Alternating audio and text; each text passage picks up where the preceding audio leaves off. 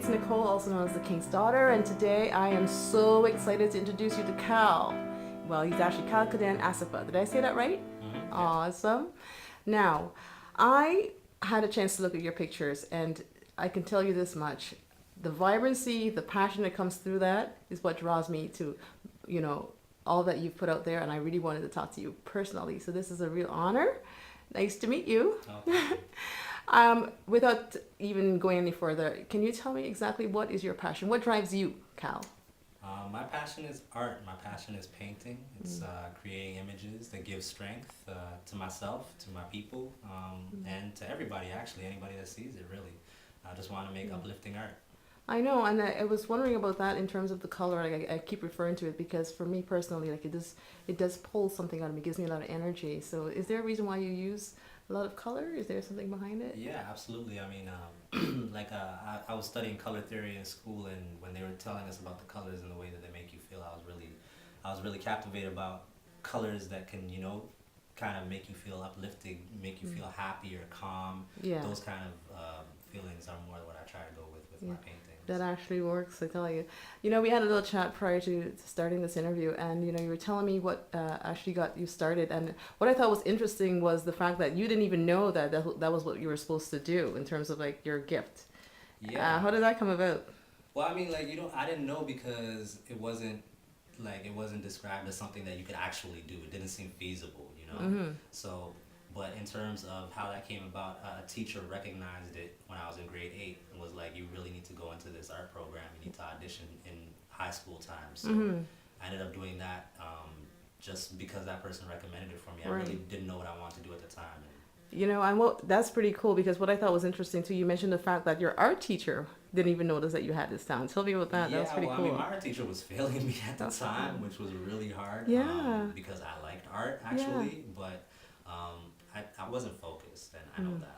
From a teacher's perspective, Yeah. to be honest, I probably wasn't as focused as they would have liked to see me. But I was creating, and I think that the other teacher really recognized that there was that potential in me, so that's why I I know. came to Would you say you could have missed the boat had you not? yeah, The teacher hadn't. absolutely, because that art training was actually foundational for me. Right. It really set the tone. It really allowed me to know what my strengths were. Yeah. I hadn't even really picked up a paintbrush and painted before I had to create a portfolio for that program. And I actually realized that I can do it. So. Right. And you know what's also interesting? That's one big moment. But then you didn't actually, as you got older, you didn't really follow that passion or that dream per se. You got into, like you mentioned, the expectations from other people. Yeah. Yeah, definitely.